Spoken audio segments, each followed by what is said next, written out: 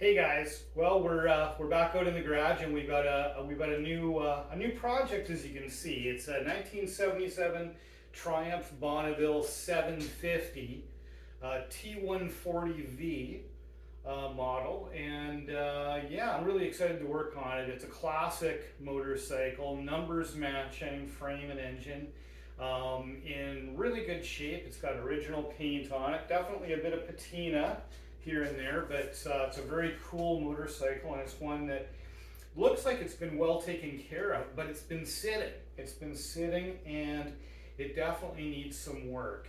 It doesn't run that great, it stumbles, it doesn't want to accelerate, yada yada. But what we're doing is going to start from a baseline and figure out where this bike is right now, how it's set up right now, before we start adjusting things.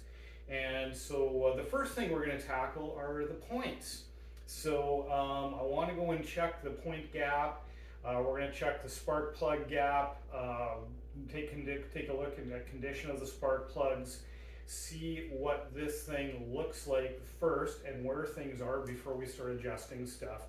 I have a feeling the issue is probably with carburation, but we're going to want to check everything about this bike, and so that's what this series of videos is going to be like. But in today's video, we're going to really concentrate on looking at the points and the spark plugs. So you know what? Let's get after it. Okay, guys. As I mentioned, the first thing we're going to look at are the points. So the points are located in this inspection cover on the right-hand side of the vehicle. So we're just going to take a look inside here, and what we're kind of initially going to look for is the condition of the points. So taking a look to see if there's any corrosion or anything like that. And then additionally, we're going to check the gap on these things just to see what the gap is. So I think what I'm going to do is I'm going to zoom in a little bit better because you got a little bit of a wider shot here. I'm going to zoom right in so you can see what's going on inside there. Okay guys, so I've got you zoomed in a bit there, so hopefully you can see a little bit better. So first thing I wanted to show you is on this inspection cap here. It's actually got instructions in there. I don't know if you guys can quite read that. It says points gap 15 thousandths of an inch, align the nylon heel with the scribe line on the cam end. Okay, perfect. Well, that's really helpful. So let me see if I can show you that. So there is here is the scribe line right there. Okay, do you see, if you see that scribe line, and then here's the nylon that they're what they call it, a bushing, whatever this is, this deal here. So this has to line up with there. When that does, then it means that our gap here on the points has lined up. Here, I'll use a bit of a pointer. So that means these are fully opened and can be checked. So if we rotate the engine, and you know what, I'm just gonna take one. I've got the other spark plug out on this, so I'm gonna take this spark plug out on this side so it rotates easier for me. I should have thought of that ahead of time. Okay, so let's rotate the engine. We'll bring this mark over to this side and see if we can open this set up here as well. So let's just do that. Did I go? There we go, just about there, a little bit more. There we go. Now she's lined up. The scribe mark is lined up with the nylon, and our points are open. So both sides, that's how that works. So now what we want to do is we want to test and see what it's at. Now, these are supposed to be set at 15 thousandths of an inch. And that's pretty close, actually. That's not too bad. Let me try. I'm gonna try one that's just a little bit. There's a little bit of extra tension on that one, so I just want to try a different size. I think we'll try 14. Let's try 14. See what that does. Yeah, it might be closer to. Let's just try the 15 again. What you want to have is you want to have a little bit of friction, but without it, you know. I think those are actually set really well there at 15. So this one we're going to call good at 15. Let's go over to the other side here. Now we're going to spin this scribe mark until it is over on that nylon bushing. Hopefully without going past. If we do, we'll just go around again. A little bit more. There we go. Now she's lined up. Let's check. And you know what? I think that's bang on. I think they're both really good. Here, I'm just going to check the other one again because I was a little bit wondering about that one. Ugh, come on, baby. Okay. Yeah, no, that's good. That is good. They're actually set up perfectly, so that's ideal. What we're going to do as well is we're going to clean the points up just a little bit. They actually look really good in there, but because we're in here, we're going to clean them up. What I've got here is I've got some 200 grit sandpaper, and I've just taken a piece that big and folded it in half, very thin, so that's probably, what, a little 1/4 inch, 3/8 of an inch of sandpaper. And what we're going to do is we're just going to open these up, okay? And you can open these up just by, well, I'll do it. I have to do this left-handed so I can show you what I'm doing, I think. Pull this down, just put the sandpaper in there at the bottom. Let it close, okay, so it's closed on there, and then give it a pull, okay? We're going to do that 2 or 3 times. Just to, and in fact, actually, that one's open, so that would be, you want these closed when you're doing this. So let me just close that one again. There we go. If I'm going to show you, I should show you right, I guess, eh? You want them closed, and the reason why is because that way you've got more tension at the mating surface when you're pulling the sandpaper through, okay? So, now you can get files, you can take them off and do it. And if these were really bad, maybe that's what I would consider. But I find this method to be really good. Again, all we're doing is taking a surface layer of oxidation off here. These don't look pitted. They're just, you know, we're just taking that surface layer of oxidation off. So that side's good. Now let's do the other side. Yeah, it's closed. Switch hands so you can see what I'm doing. Open it up, put our paper in between. Let it close, right? So there's lots of tension on there. Give it a pull.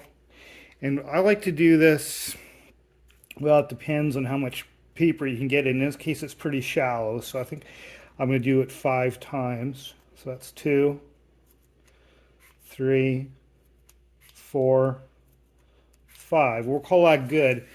The other thing that you can do with these, it just depends to kill oxidation, is if you've got some...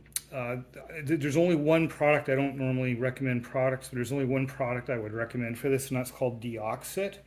You can spray a little Deoxit on there, and it will absolutely, without hurting anything, take the oxidation off of points. So that's a thought. But in this case, don't need to do that. We're just using a little bit of sandpaper. Totally good.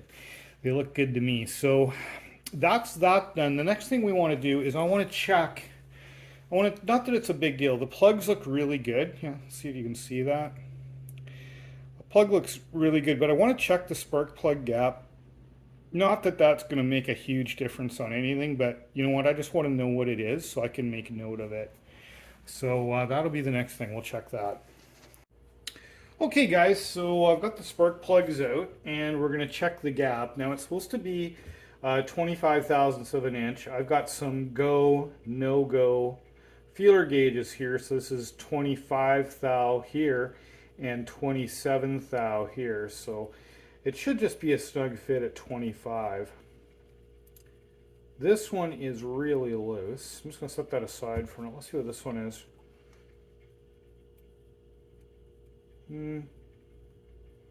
That one's a little bit loose. Let's just see with 27. Gosh, it even goes in on 27. 27, it feels about right. So these are definitely not adjusted correctly. Now, would that make a difference to the bike running? No, probably not. I'm sure it wouldn't. But we're going to try to get it right here. That was a lucky hit. That was a lucky hit on the top of the machinist face. That's more like 25 now. What's this one? This one, yeah, this one was really loose. Oh yeah. Probably even more. Let's see.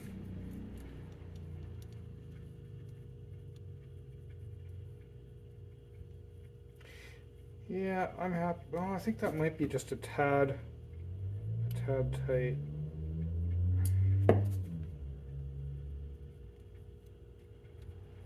I think that's a tad loose now. So this is what you got to do, just fiddle with it.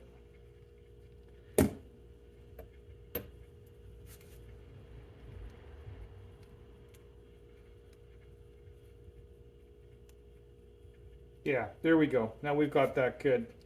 Now, one thing I did notice on this, guys, is I wanted to check because I don't trust anything. I looked up the spark plugs this is supposed to have, and these spark plugs are close, but they're not the right ones. They're not really wrong. I've seen engines that have really got the wrong spark plugs in them, but they're just a little bit wrong. And what these are, this is a NGK BPR 7ES. The spark plug this is supposed to have is NGK B7ES. What the difference is that this is a resistor plug, okay? This is a resistor plug, and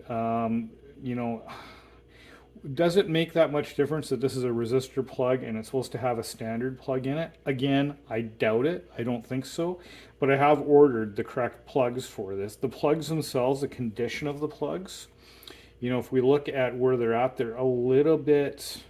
They look basically brand new, frankly. It doesn't look like the bike's hardly run on them. But it does look like, if I just had to guess based on a little bit they run, I would say they're running a little bit rich, but that could just be because it hasn't been out for a real run since these plugs were put in. So I'm not going to judge anything by the spark plug color in this instance, just because I can tell by looking at the plugs, they're pristine pretty much. So, but the fact that they're the wrong plugs, wrong being the fact that they're resistor plugs, not standard plugs. I don't know if that really makes a difference in this bike, but you know what? For the sake of $7 a plug, Canadian, by the way, very little money, we are going to change them out. So they are on order. In the interim, I'm not going to worry about it and put these back in the bike. I'm sure it won't make that big a difference. But the value of doing these couple of little jobs here, and maybe I'll just adjust this a little bit. So the value, the value in doing these couple of little, little checks on the bike is understanding just where you're at. Because, if we hadn't looked at the spark plugs, these spark plugs could have been entirely wrong. They're not really, or something could have been way out of whack. Nothing is really. The points, as you saw, were in great shape. It looks like the plugs are pretty much in great shape. Maybe the slate, they're resistor plugs, but all of this are basically ruling things out that the problem is not. And it also gives us an idea of where we're at before we run the bike too much. So, you can, I guess I could even go so far as to drain the tank out of gas and put new gas in it. But at this point, I don't think fuel is a problem. I do believe, and actually the prior owner believed as well, that it's a carburation issue, and I think it probably is. So that's where this is likely leading in the next video. But for now, I'm just super happy with the bike so far. Everything I look at, it looks like in really great condition. And yeah, so hopefully you're as excited as I am to get into it and figure out what's going on with this. Before we wrap this video up, let's go start the bike now. We'll put these plugs back in. Let's throw the plugs in. I'll show you what the starting procedure is, and I'll show you how it's running. Okay, and then we'll wrap this one up after that. So yeah, let's fire it up. Okay, guys, let's start this thing up. Let's show you how she goes. So I'll show you the starting procedure. So the first thing you do is you come down and you turn the petcocks on. There's one actually on each side. So let's walk around, turn the other petcock on. Okay, and there she is right there. Just put it down in line with the line. So I think you guys know that.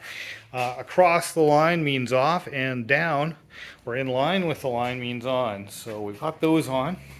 Now what we need to do is we need to tickle the carburetor. What does that mean? Well, here's the tickler right here. It's a little, call it a push button. And when we hold this down, what it does is it actually goes and we'll put some fuel right into the throat of the carburetor, and you'll see it leak out. And we're going to hold it down for, call it, 2+ seconds. So let's just do that on each side. So 1,000, 2,000 and a bit. Okay, let's come over here. Do the same on this one. Okay, here's our tickler. 1,000, oh, there we go. It didn't take 2,000 on that one. It's probably as the bike is leaning over. So as soon as you see your gas come out, you know you're golden. So anyways, okay, so we've tickled the carbs. Now what we need to do is obviously turn the key and start it. The key being right there. Might as well turn that on. Key's on. Now what I need to do is I need to put the thing on a tripod because I can't kick this beast over without having both my hands free. So hang on a sec. Okay guys, well let's give this thing a go. Let's see how she'll fire up for us. So we got the key on. We've tickled the carbs, right, which is important. I think we're good to go here. So let's give it a shot.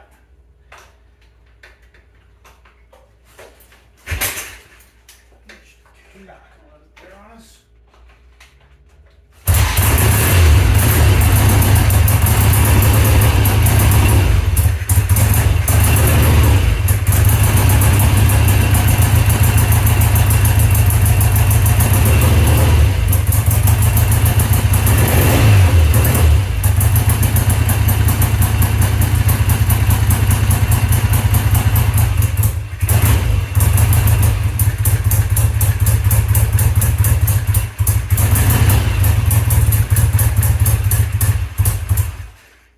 Okay, so you see how she's running there, guys, a little bit. And yeah, so clearly we have a bit of a carburation issue going on there, pretty sure. That's probably what it is. We also, though, have another issue. Not really seeing it so much in this video, but we definitely have a wet sumping issue, and which is also something I've been trying to diagnose. And this bike, if you don't know, has what they call a dry sump. It has a separate oil tank, and in this case the oil is actually in the frame of the bike. But the bottom of the engine is supposed to stay, maximum of maybe, about a cup or so of oil in it. I think they say 100 cc's of oil.